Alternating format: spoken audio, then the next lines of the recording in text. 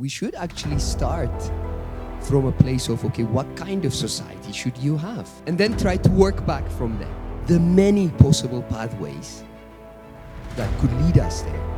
And there you could optimize technologies, you could optimize resources, you could find the trade-offs or conflicts that could arise in resource use and how to resolve that and bring in a lot of insights. How could a model help shedding some light on where we go from today to where we want to be later?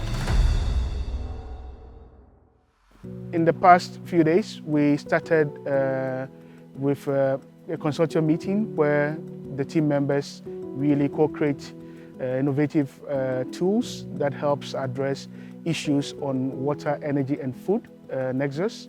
Evolving around the idea of values that we set, that the desired future state that we would like to have for the Tana River Basin and Kenya as a whole, and for Volta, for the work that we do in Ghana, should respond to certain values that societal stakeholders find very important. And we try to get a view on what those important values are that should be driving the future development of the Tana River Basin or the Volta River Basin. They were forced to draw because they had to express themselves in pictures and images. However, this time we had the group from Flatland, which is a company based in the Netherlands, where they brought in visual thinkers. Let's say the messages that we had, the discussions in words and in writing into images that made it very vivid visually for people to understand. Hi, I'm David Koop, and I'm working at Flatland, and I'm working at a visual thinking agency based in Rotterdam, the Netherlands. And we are here invited by EPIC Africa to envision the desired future stage for the Tana region in Kenya by 2063. We connected them with pathways of change towards a sustainable future. And that's what is happening, and what you see behind me are visuals on those pathways, possible ways how the future could come about. And I think that added a lot of value to the discussions that took place, and people also could actually picture the entire discussion summarized in a picture or in an image, and I think that was really valuable. Basically, it's a very democratic process. So we make sure that we involve everybody who's in the discussion, and by actually visualizing everything that's being said, helps actually to synthesize all the ideas and all the visions which are out there.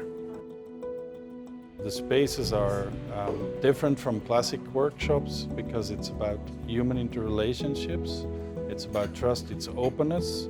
And we allow ourselves to think on a long term and very creative, so we don't have boundaries. We don't do this alone, and so the second day we actually met with stakeholders, and these are more the traditional stakeholders, to get more insights into the issues that we are addressing and also solutions that they prefer we sort of address the issues that have been identified. And on the third day we sort of had what we call the transition space. And the transition space is quite different because there we bring visionaries and people who really think outside the box to look at how they foresee their future. And these people tell us how they would like their environments to look like and how issues on water, energy and food should be addressed in the near future. In the agricultural sector, we have farmers forming community-based organizations. They could be a cooperative, they could be a farmer producing group, they could be self-help groups. In this case, we have the power generation companies that are utilizing the river, and they are having programs that support education. It's making it accessible to Kenyans and to anybody who wants to visit the countryside. And that is one of the areas in which, when you talk about urbanization and smart urbanization, is through effective and efficient transport systems. Where there is some sense of equity, of course, the aspect of dignity cannot be 100% achieved, but some sense of it is better in this scenario than the others. If this is the future we want, then probably we are actually looking at this future, which is more the nature-based solution. We taking care of the nature and nature taking care of us. I think for me, it's putting the human and the community at the center of the approach. in the EPIC initiative, we have a classic stakeholder engagement trajectory, a work package that works on involving classic stakeholders. But if we want to deal with complex problems like the water, energy, food nexus, we need to involve more perspectives from society than we get only from the stakeholders. And the transition spaces are the spaces where we'll bring actors from society that usually are not a part of the stakeholder dialogue. We'll bring them in to the project to have their voices heard. So as such, we are really appreciative that you are able to participate in this space, because I think this is quite innovative that we're able to do this. And our hope is that on one hand, we can get new insights, new possibilities, new ideas, and by the end of the project that we can suggest alternative pathways that you would not find using conventional methods. Wouldn't it be great if we could start seeing through those projects that we already have partners for realizing this desired future? They're all behind the projects. They're there, they're thinking in the same way as we. They're doing the same things that we would like to see happen more in the future. And to ensure that we add value to what we are doing, we ensure that the citizens are part of the co-creation process.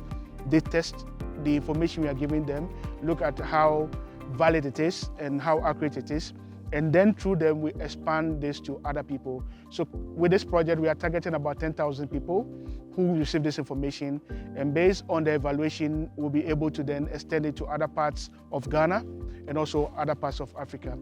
The project is anchored in a lot of engagement, and these engagement processes have to be continuous. EPIC really requires a lot of engagement. So last year we were in Kenya, also we were in Ghana, basically to interact with some of these stakeholders and transition space members, and it has to be a continuous process. So we engage them through physical workshops, and after the workshops we also then have online webinars and interactions, and then we are here again to have another physical interaction with them, because of course we think being there in person adds a lot to the discussions and enrichment of the insights that we require for the modeling and decisions that have to be made.